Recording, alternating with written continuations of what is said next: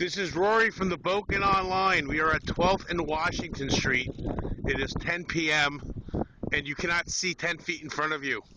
There's approximately 9 inches of snow on the ground. The streets are just covered. I can see the light in front of me at 11th. And up I can see 13th Street. There's a light going yellow right now. And that's not a light. That's an actual street light. Wow, you can't see anything. Cars are stuck like deer in headlights. Holy cow. Our first snowfall is this. What?